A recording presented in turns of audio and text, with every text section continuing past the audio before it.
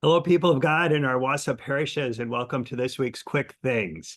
Finally, a conversation, not just me talking, and a great conversation with an old friend who I haven't had any real interaction with well, since I've come to Wassa, I don't think. But it was good to be reminded of some experiences we shared back at Stevens Point with an anniversary that just passed. And we'll talk, and that's kind of the impetus of the conversation, but other things that I would like to talk about with him as well. Before we get into that conversation, just a couple of announcements, three things coming up in the next few weeks for all of our parishes, some more important than others, but all worthy of attention. On Wednesday, July 24th, there will be a blood drive.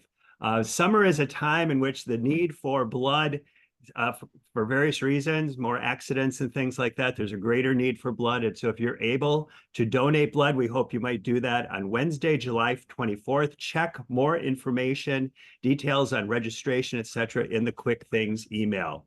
Vacation Bible Camp for young people, 4 years old to fourth grade, I believe is the kind of the range. That's August 5 to 9. More information about that and registration information in the Quick Things email as well. And then finally, on Friday, August 16th, there will be a golf outing for people of all of our parishes, and the proceeds from the golf outing will benefit the meal ministry component of our parish's Good Shepherd shelter outreach. So our volunteers staff the shelter a couple times each month.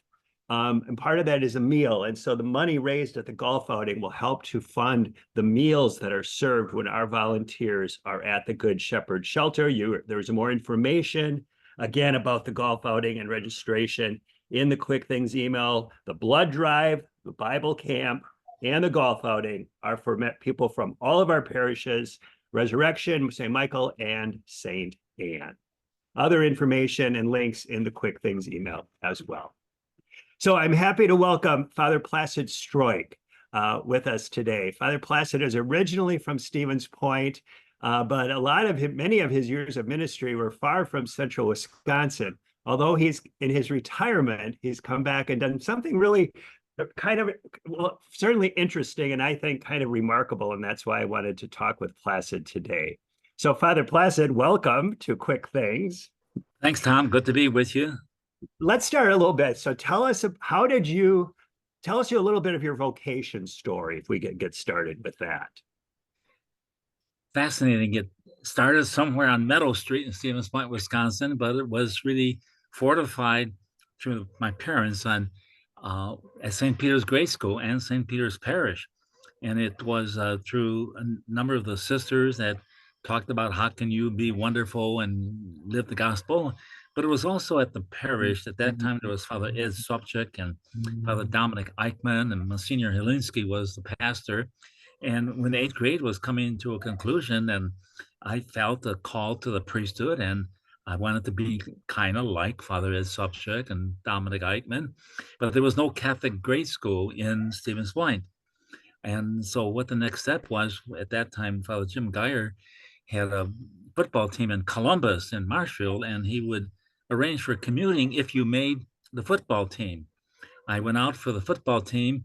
He threw me a pass. I dropped it, and he said, sorry, we won't be able to commute you to Marshfield. And so then the sister said, well, go talk to Monsignor Helinski. My dad and I went to talk to him and said my son would like to take steps, but Pacelli was not in point yet, and Holy Cross was not open in La Crosse. And so Monsignor Helinski was sending many students with aptitude for college preparation to St. Bonaventure in Sturtevant, Wisconsin, like Dr. Klashinsky and the Maliks and the Millers and many other people. And so he said, well, have your son go to St. Bonaventure. And my dad said, we don't have any money for that. And Monsignor said, well, don't worry, we'll help you. Well, the rest of the story I'll quickly fundraise is that through arrangement with other people to help, and some of the family were able to help, spent the 4 years at St. Bonaventure and got to know who the Franciscans were. And at the end of the 4 years at St. Bonaventure, I was ready to go to the next step. And then the provincial said, well, here's the papers for the novitiate. And I said, I'm sorry, but I made a promise to be a diocesan priest. And so I'm going to Holy Cross. And so that's what happened. I went to Holy Cross and spent a year walking along the Mississippi River And If for those who don't know Placid, Holy Cross Seminary was established in La Crosse by Bishop Tracy, yes, one of Bishop Battersby's right. predecessors. And so it was for, it was high school and college, Placid, at one time? Well, the high school was opening, and then it wasn't open when I was finished in 1950. So that's why I Okay, went to St. Bonaventure. right, Then it right. was open, and then the college was. So then I went for the first year of college at Holy Cross in La Crosse, La and Crosse, it which is was a now the good year. Diocesan Center. That's what that was built for, is this expansive seminary Yeah. operation that Oh, existed for yeah. a few years. Yeah, and it was good. I was great and met a lot of good professors, Molly, and kind of toward January, February. Now that I knew what Franciscans were like after 4 years, and I knew what diocesan were like, but then I start wandering around. I went to Father Jim Koch, and he was the spiritual director at that time. And he says, "Well, if you have second thoughts, go talk to the Franciscans." And I did that summer, and all of a sudden, before I knew it, they simply said, "You should never have gone there. You should have gone to the novitiate right away."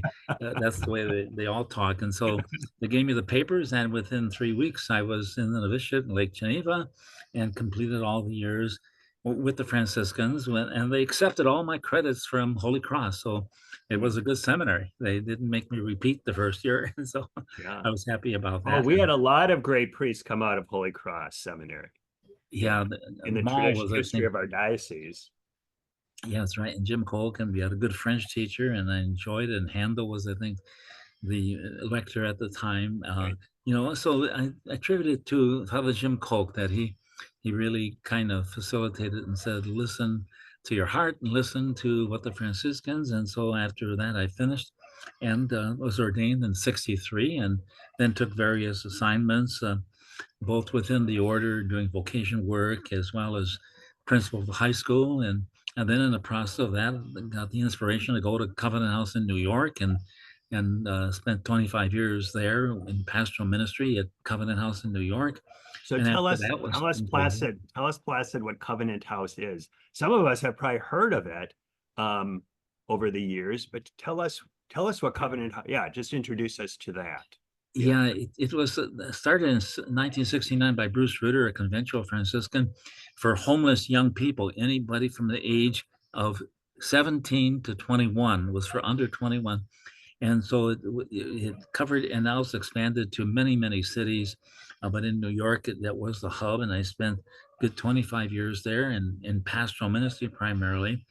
And so when that was completed, back in 2012, um, that's when the provincial asked me to come to Manitowoc to do chaplaincy work for the sisters. Well, And let's just stay at Covenant House for a couple more minutes.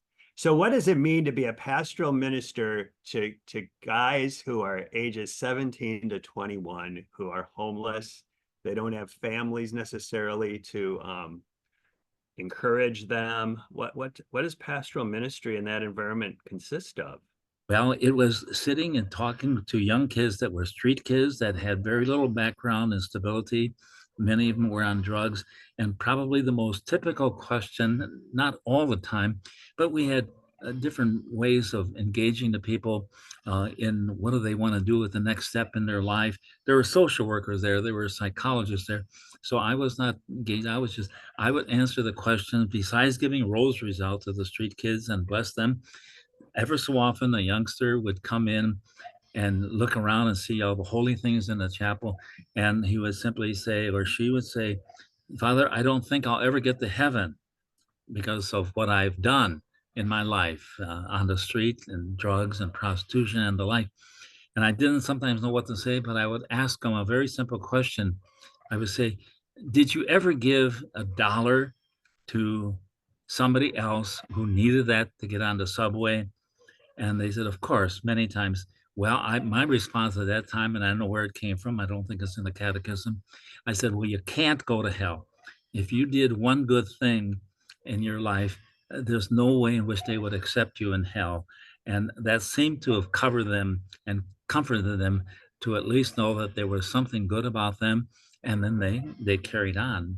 But then it was different, and there was other good pastoral ministers there. Louis Powell was working with me, and together we had sit-down workshops and conferences, and it was very engaging, but very health life-giving. And so then after the 25 years, it was, well, come back to Wisconsin, and that's when And you were Manitowoc. going to be a chaplain for the Franciscan Sisters of Christian Charity in Manitowoc. Yes, that was the call to come here. And since I had some experience already in Lodi, I was with the Felician Sisters doing chaplaincy work part-time as I was in Covenant House. Well, then I was happy to come here. I knew them a little bit and got settled in. And after a couple of years here, our provincial, Father John Pajunas, would now normally come around and just say, how's it going? And you like it here, et cetera, et cetera. And I remember that very clearly. That was in February that he came, and I simply said to him, well, I like it very much here, but there's not enough to do here as chaplaincy. I had been doing a little bit more in New York, and before I knew it, I simply said, well, as very understanding provincial, he said, well, what do you want to do? And out of nowhere, or by the power of the Spirit, I simply said, open up a storefront in Stevens Point, Wisconsin. And well, the rest is history. 10 years later, we're celebrating it, and then went through, and that was part of the process. The provincial. What was the Spirit? What idea did you have as the Spirit planted that idea in your head? What did you think that storefront would be? What did that mean? I wasn't real sure, except that with so much experience of meeting people on the street in New York, meeting people from the street inside, I'd seen the open space on Main Street, uh, sometimes sitting down at the Italian green tea restaurant, and I saw the sign. My brother Ray was there with us, and I look at the sign. It just simply said for rent. And that's all. And I didn't, at that time, I didn't. It was just in talking to Father John that I said, that what I'd like to do. And I didn't know what kind of people were in Stevens Point that needed. All I knew is that Francis of Assisi often would say, when you want to preach, go where the people are, but don't say anything. Just be with the people where they are, being a presence in a downtown area. And it was very familiar. And that was, the great gift that even in our 10-year anniversary here, our delegate for the Franciscans, he made that very clear, in saying that that's what the Franciscans are about, is being present. And Father John Eaton linked it up with the journey to Emmaus, and that when God through Jesus was present with the disciples on the journey, that's what it was all about. And so it just kind of gradually unfolded. I mean, after Father John contacted Bishop Callahan, and then we sat down with you, Father Finney and I were there, and you saw what we were doing, kind of thinking of doing. You said, well, check it out. And kind of thinking of doing is right, Placid. So I was the dean at the time in Stevens Point, so that's why you met with me. Yes, you were the dean. And it was certainly an intriguing idea. I had never encountered such a thing before. But how could you say no to the possibility of what it might, what it might bring forth? Were you aware of something similar elsewhere? I'm remembering that you were modeling this on something. Yeah, our province had two great experiences of opening up like a storefront in Chicago. And I worked out and helped out there. Father Sergius was my theologian.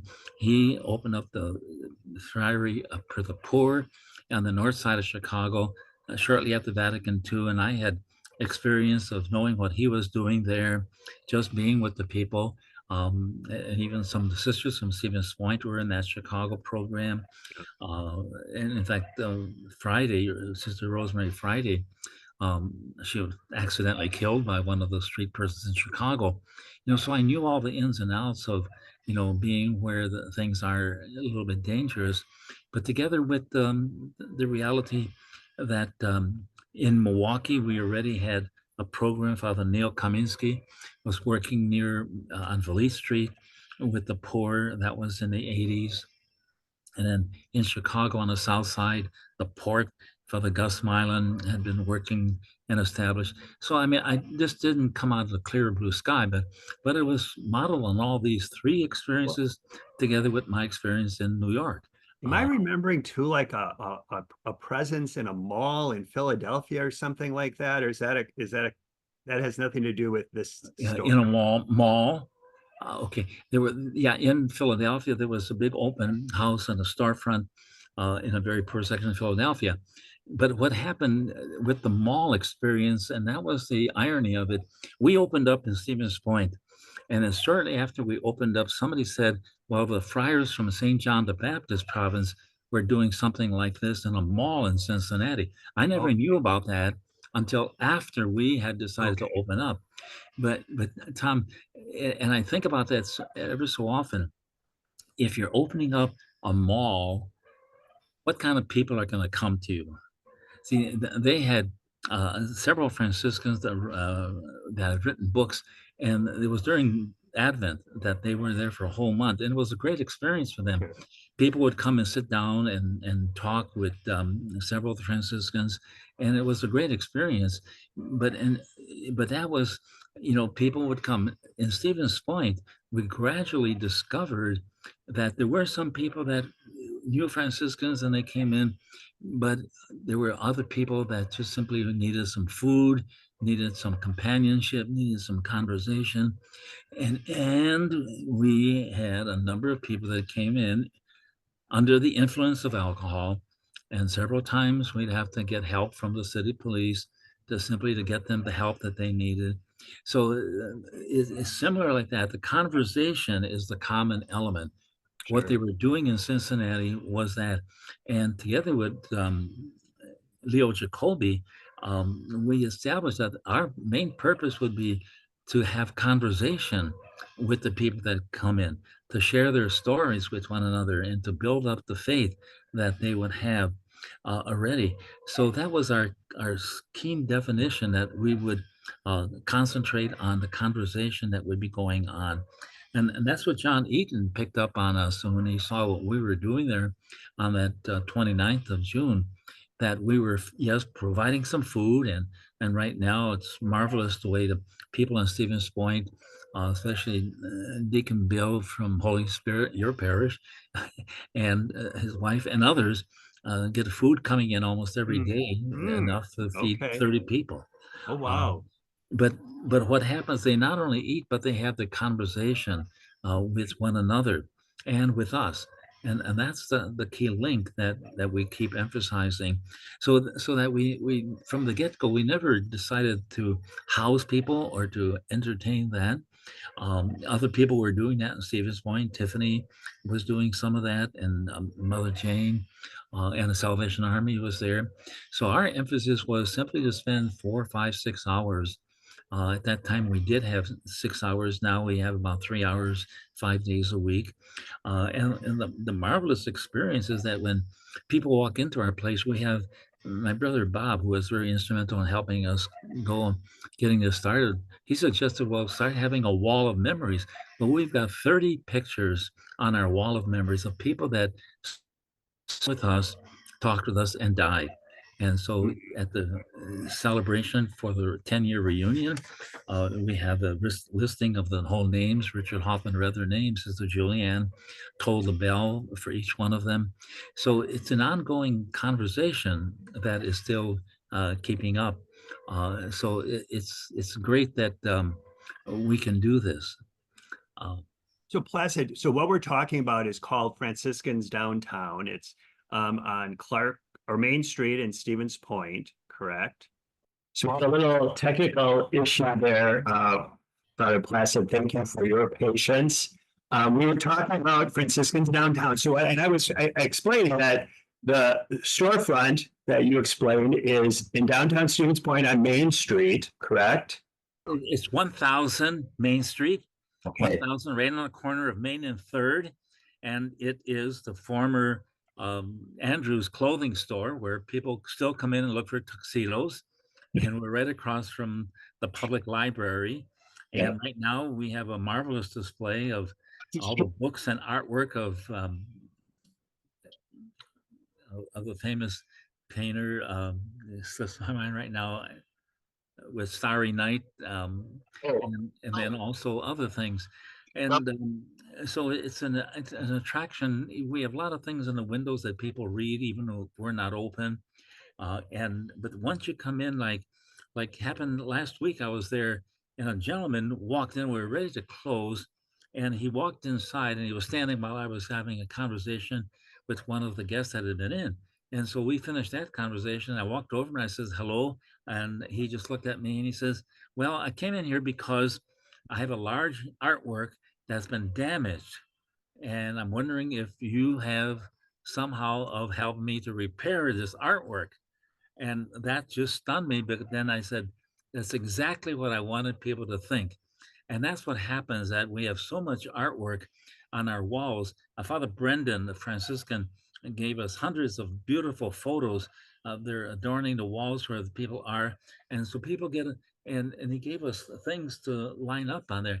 So there is just simply a lot of good artwork, and people mistake it. Well, I'm glad that they do, because on our banner that we have in parades, it's all are welcome. And there have been people that were visiting Stevens Point from Madison, and they walked in, and I says, "What prompted you to walk in?" Well, I saw the word Franciscans on top, and I was looking for a book by Murray Bodo and by Richard Rohr, and we fortunately have one. So it's just little linkages like that. Now, the people who who know us, of course, they know that this is a place where you can get some refreshments, some food, and the like.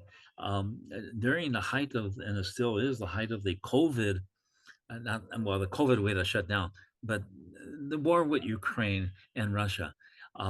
We had a big flag of the Ukrainian flag of the yellow and the blue, and then I think Leo Jacobi gave a blue shirt, and one of our staff got a yellow tie, and we had a mannequin on there, and we had the tie on the yellow tie on the blue shirt, just standing in the window, just simply to alert. And about 2 years ago, well, not no, it was during the Ukraine, yeah, just after the full year, I was sitting outside, and a guy was crossing the street from Third to come on Main Street to go east. And I saw he had a blue shirt and a yellow tie. And when he came within 15 feet of me, I just looked at him in the eyes, and I took my finger and I pointed to our blue shirt and yellow tie, and he smiled. And so, if only one person had noticed it, but it was been up there. So those are the ways in which we try to communicate and have a conversation with people that come in for all kinds of different reasons, and it's working. And that's why, and that's part of the reason why we're downtown. And fortunately, with this space was open, and we have enough money to rent, and people are now helping us to pay with the rent. So it's just a good space. I know when there were other places that were open, but they just didn't have the appeal of the space and the location, and where we would meet a lot of different people. So we're just so happy that it is there. And right now, when there is a number of people that are really hungry and homeless, it's great to be there. And we're going to also try to develop the lower level with a theme of Franciscan. We already started. It's kind of a cultural center of getting people to know a little bit more about the Franciscans. So already we have some artwork down there from that was brought back from Assisi, and then we're going to have some presentations on how did Francis discovered what God wanted him to do, how did Clare discover what Clare would be doing, and how it was unfolding. And We have some artists that are already working on some of those dynamics. But it's a place. I mean, the one section that in that building, there's a small little room that was an office when it was a clothing store, and we named it San Damiano Chapel, and it's got a real connection to the beginnings of the Franciscan order, because after Francis realized he wasn't called to be a knight at the fight, and he gave up all of his armor to somebody else who was willing to fight. Well, he had a vision of who should he serve, the master or the servant, and of course he really served the master. Well, then follow the Lord Jesus. So he was wandering around and stumbled into this rundown church, San Damiano, uh, just outside of Assisi, and he was sitting in there, and the crucifix that was still up there is the San Damiano. Somehow that cross for Jesus, and this is what the mystical vision is about. It said, "Francis, go repair my church." And Francis looked around and said, "Oh yeah, there's some bricks that are falling down." So he took some clothing from his dad's shop that he shouldn't have done, went and got some bricks, and his friend Bernardo came to help him. And after they were doing that for a couple of days, Bernardo, who was a very prominent person in Assisi and had a lot of money, he said, "Francis, are you sure this is what the cross told you to do?" And that's when they discovered that no, it wasn't just putting bricks together, it was helping people understand what God was doing in their lives. And that's really the beginning of what it means to be a Franciscan, to be present. And I remember very clearly when I was just, first years, 10 years ago, walking around and trying to get things going, that the Brother, Sun, Sister, Moon movie was out, 30, 40 years ago. But there's a great song that they played when Francis and Bernardo were repairing that physical structure, and it simply had that haunt and that kind of engaging melody. If you want to live life free, take your time, go slowly, do few things, but do them well. Simple joys are holy. Day by day, you'll know true, you'll grow too. You'll know heaven's glory. Well, I sang that 10 years ago, walking on Division Street, trying to figure out, after talking with you and with Father Finian, what was the next thing to do. And that melody just keeps coming back, because even in the unfolding of our place, it was step by step and day by day, things came together. So, And it's still that way, step by step and day by day, right?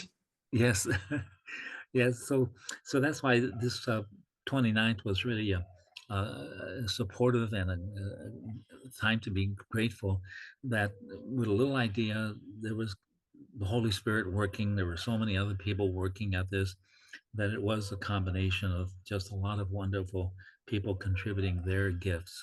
And so June 29th being the 10th anniversary of Franciscans downtown. So if people from Wausau Placid came through Stevens Point and stopped by, would you welcome them too? By all means, please come. I mean, we're open 5 days a week, always Monday through Friday, 12 to noon. And we're going to try something a little bit new. We did it earlier when we started. We had evening programs. Well, tomorrow we're going to be showing the movie at 5:30 called Boys in a Boat. That's the story of the Olympic team that won in Munich, Germany. And we're going to see if some people will come and watch the movie, because that movie has a lot to say, not just about a successful team that wins something big in the Olympics, but there's the story of Joe Rance in that story, in that movie, where he has to struggle with how do you become part of a team? How do you become part of the 9 people that have to roll together?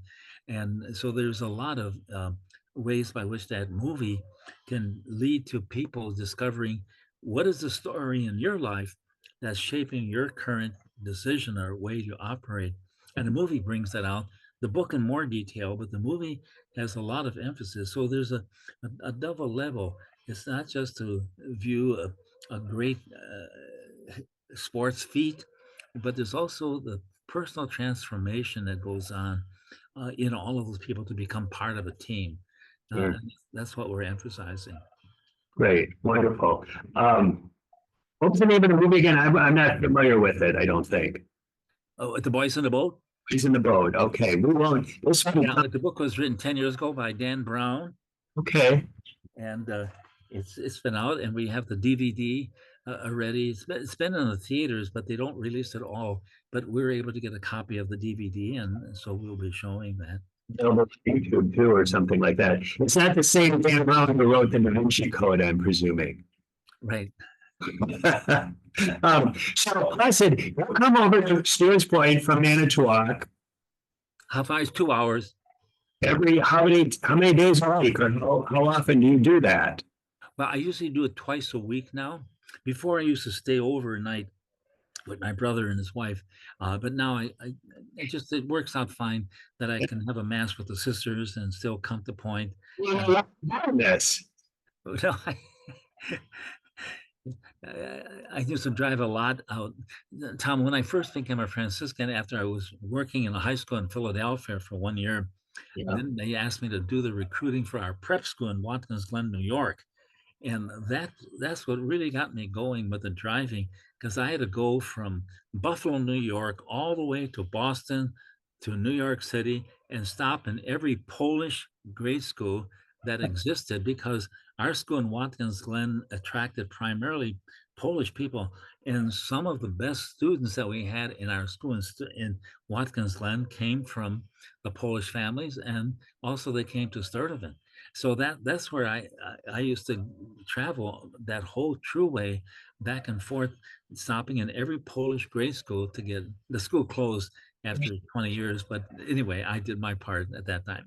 So driving is fine. Yeah, a young boy to go from Stevens Point to Sturtevant, that was quite a journey too, especially in that day. Yes. Yeah. Yeah. Like you've been an itinerant preacher, even though that's a Dominican thing, right? But for a long time in various ways. Any last words, Placid, about Franciscans downtown, or There is one final word that I would like to share. Shortly after our provincial, after speaking with you, and then our province had a meeting in Franklin, Wisconsin, and they said, well, go ahead, open as soon as you can. There's enough money to get started, so don't worry about the money right away. You can raise some money.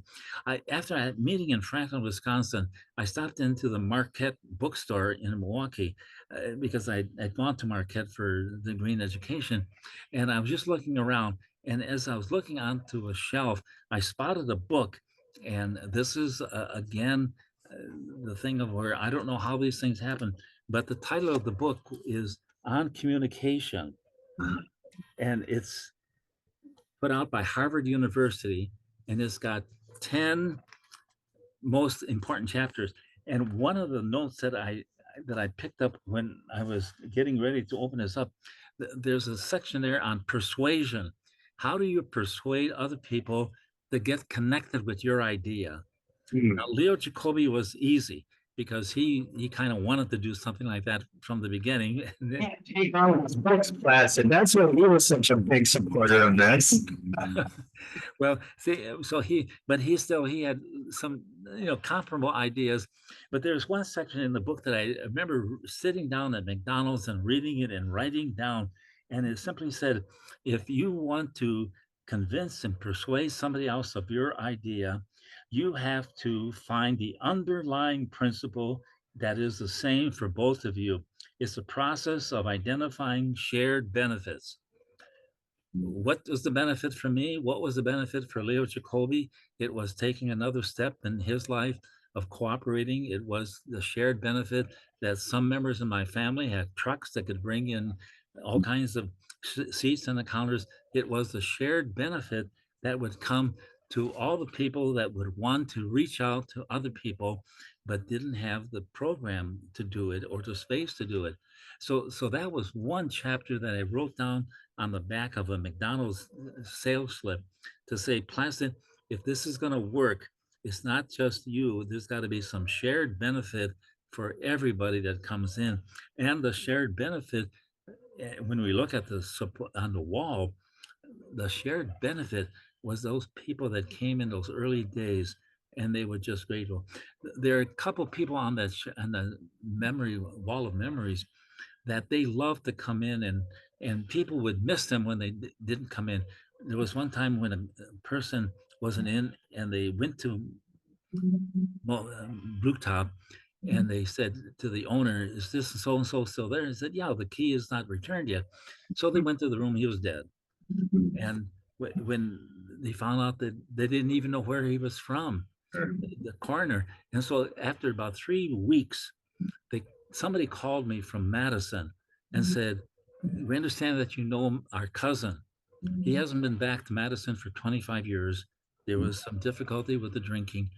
They said, "Can we come up, 15 of us from Madison to Stevens Point, to Franciscan downtown, and have a memorial service?"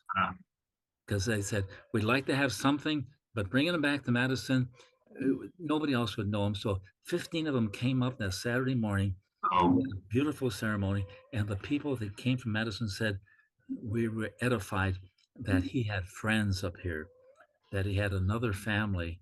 And that's what somehow said there's a shared benefit here that's worth listening and doing. right. The shared benefit you don't always realize, but boy, in that instance, yeah, you were his community. He felt wanted and safe with all of you there. And how wonderful of his family to realize that that's where we should go for his funeral service, huh?